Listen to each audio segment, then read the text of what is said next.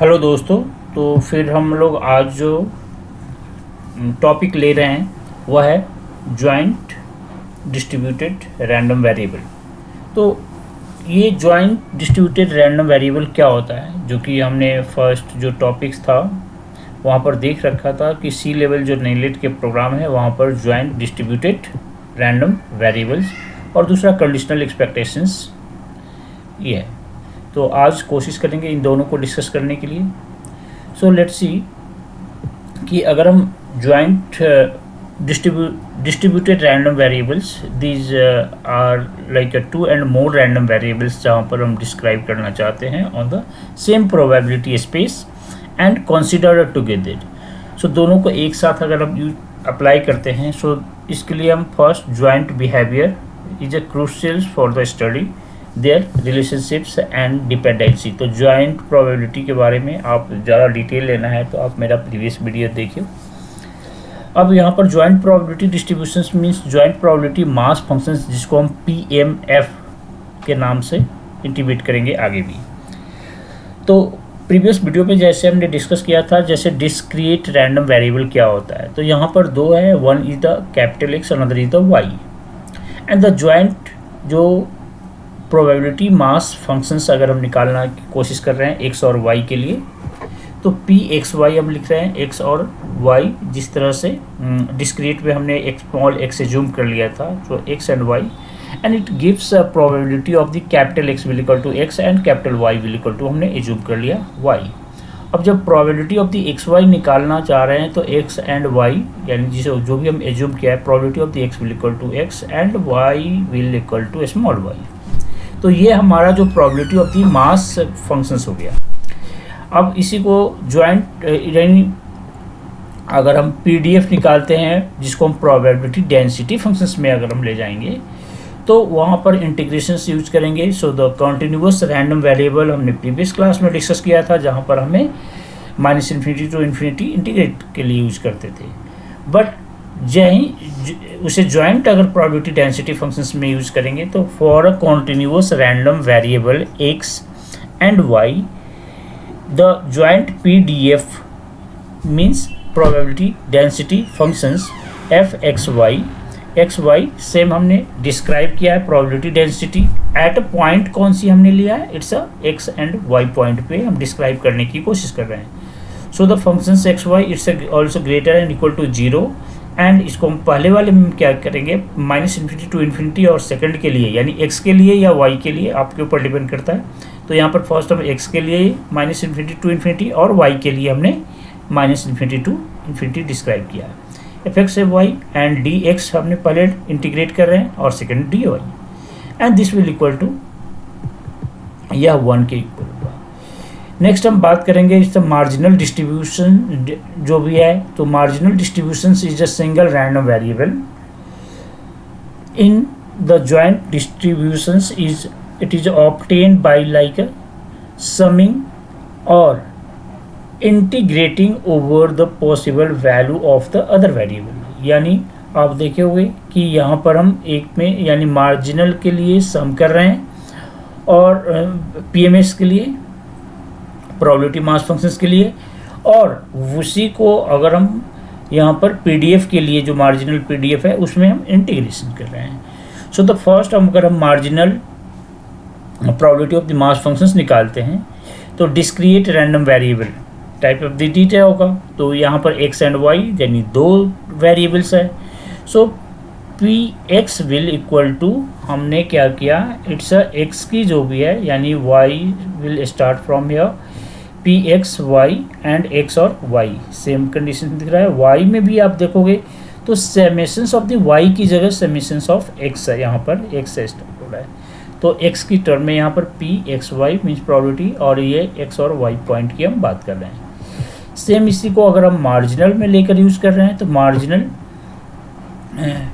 यहाँ पर density functions के लिए प्रोबेबिलिटी डेंसिटी फंक्शंस में कॉन्टिन्यूअस डेटा अगर हमारे पास x और y है, so fxx and -∞ to infinity जाएंगे, fxy एंड xy ये dy के रिस्पेक्ट में हमने इसे इंटीग्रेट किया। अब यहाँ पर पी मीन जो फंक्शंस y ले रहे हैं -∞ to infinity and F X Y, यहाँ पर एक्स वाई, और इसको हम डी एक्स के रिस्पेक्ट में हम यहाँ पर इसको इंटीग्रेट कर रहे हैं। सो द जो कंडीशनल डिस्ट्रीब्यूशंस है, यानी conditional distributions describe the probability distributions of one random variable given and that another random variable is known के बेसिस पर हम उसको डिस्क्राइब करते हैं। तो कंडीशनल प्रोबेबिलिटी मास फंक्शंस को अगर थोड़ी सी और आप टर्म में समझना चाहोगे तो यहाँ पर हमने क्या किया है कि discrete random variable X and Y है, and the conditional probability mass functions of X given Y will equal to, इसकी वैल्यू वाई क्या है यहाँ पर, तो उस कंडीशंस में क्या होगा, probability of the X over Y की तरह हम लिख रहे हैं। So X by Y and probability of the X Y means probability of the, यहाँ पर एक्स और वाई पॉइंट पर ले रहे हैं, प्रोबेबिलिटी ऑफ द वाई जो हम अगर आपने मेरा प्रीवियस वीडियो नहीं देखा है बेस थ्योरम वाले, तो सेम उसी टाइप से यहाँ पर भी अप्लाई कर रहे हैं। So provide like a probability of the Y it's a greater than 0। और कंडीशनल प्रोबेबिलिटी में आप देखोगे कि कॉन्टिन्यूस रैंडम वेरिएबल हम ले रहे हैं यहाँ पर, variable X and Y. So in the conditional probability density functions so of X given Y will equal to Y की टर्म्स में लेंगे। So X Y and probability of the X Y same वही formula हो गया, provide the F Y is a greater than 0। अगर ये दोनों independents, और मैंने ये सारे डिपेंडेंट मैंने डिस्क्राइब किया हुआ है पहले। So independence means two random variable X and Y are independent if the joint distributions factor into the product of the marginal distribution. So discrete case में क्या करोगे कि X and Y are independent अगर है तो probability of the X Y and X and Y point पे हम क्या करेंगे, it's a individual probability of the X X and probability of the Y Y ले रहे हैं। सेम आप अगर इसी को तुम देखोगे कॉन्टिन्यूस वे में, तो यहाँ पर अगर कॉन्टिन्यूस में दोनों इंडिपेंडेंट है तो probability of the X Y, probability of the X X and probability of Y Y as it is देखने पर सेम लगेगा, लेकिन थोड़ी सी जब हम सॉल्व करते हैं प्रॉब्लम तो थोड़ा सा वहाँ पर डिफरेंसेस देखने को मिलता है बिगिनिंग में। So expectations and the covariance. So joint expectation का मीनिंग हुआ the expectation of functions G अगर हमने लिया है X Y and with respect to the joint probability of the X and Y is for a discrete random variable like a g x y and will equal to summation of the x and summation of the y की term में लिया है g x y and फिर probability of the x and now the y in the x y। Same continuous में अगर लेगो तो वही integrations में आ गया, यानी कि continuous random variable expected g and x y, so it will start from -∞ से लेकर हम यहाँ पर इट विल मीन्स टिल है infinity, and similarly the second condition as it is same. So the g x y and f x y like a x y and dx or dy. Now if we are going to the get here the covariance, तो covariance के लिए यहाँ पर हमने covariance of the x and y को अगर major करना है the degree and to which way. So the covariance of the x y हमने पहले पढ़ा था कि expected value of the x minus ex like a mean भी बोल सकते हैं, और y minus ey, it's a like a mean of y. So you can also write expected value of the xy and minus expected value of x into expected value of y.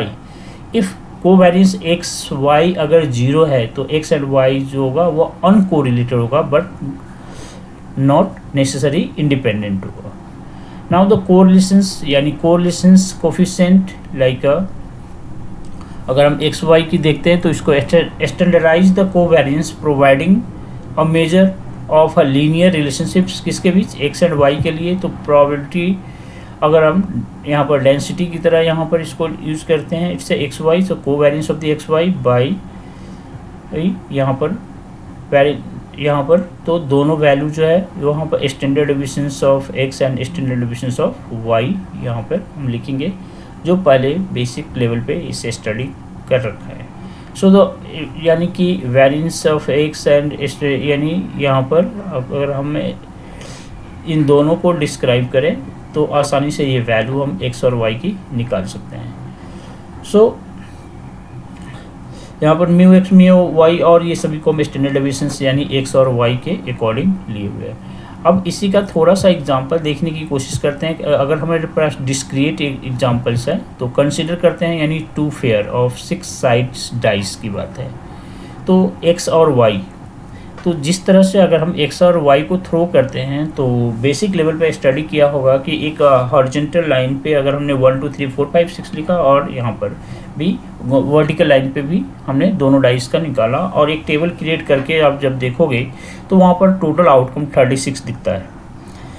तो same यहाँ पर the joint probability mass functions के through अगर हमने निकाला तो यहाँ पर 1/36 अगर किसी एक की भी प्रोबेबिलिटी आप देखोगे, जैसे 1 1 एक बार आ गया या 2 2 आ गया, 1 2 आ गई, इस तरह की, तो सबकी 1/36 ही इंडिविजुअल की आएगी।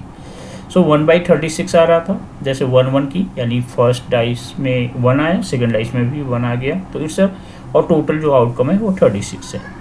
सेम अगर कॉन्टिन्यूअस पे जाते हो तो let's say both are the normally distributed and with the mean जो है mu X and mu Y, so the standard deviations जो है वहाँ पर सेम एक्स एंड वाई के और कोरिलेशन जो है वहाँ पर यह गिवन है। So the PDF of the X Y अगर हम निकालोगे तो उस कंडीशंस में हमने क्या किया कि एक्स वाई की फंक्शंस है तो 1 ये फार्मूला होगा probability joint probability distribution functions का कॉन्टिन्यूअस के अंदर, तो 1/2 pi standard deviations of X, standard deviations of Y and under square root 1 minus correlations, right, P की तरह दिख रहा है, एंड एक्सपेक्टेड जो एक्सपोनेंशियल ऑफ -1/2 1 माइनस कोरिलेशंस का स्क्वायर एंड फिर bracket start x minus mu X का square by standard deviations, यानी इट्स अ वेरिएंस का स्क्वायर, यहाँ पर स्टैंडर्ड डेविएशन का स्क्वायर या वेरिएंस बोलो, यहाँ पर -2 और फिर को variance into x minus mu X and similarly y minus ऐसे ही आ गया y म्यू y, एंड उसके बाद हम इसे जो standard deviations of x into standard deviations of y से इसे मल्टीप्लाई करते हैं। तो ये जो वैल्यू है आप ये इजीली अंडरस्टैंड कर सकते हो कि यहाँ पर यह वैल्यू किस तरह से हमने ये लिया है, और फिर लास्ट में हमने y माइनस म्यू y का whole square and it's a mu square y यहाँ पर लिया है। तो it's a means easily understand कर सकते हैं कि किस तरह से कॉन्टिन्यूअस और किस तरह से हमें डिस्क्रीट के अंदर ये अप्लाई करते हैं। तो आई होप यहाँ तक क्लियर हुआ होगा, एंड नेक्स्ट क्लास में हम उसे आगे कोशिश करेंगे करने के लिए। Thank you very much.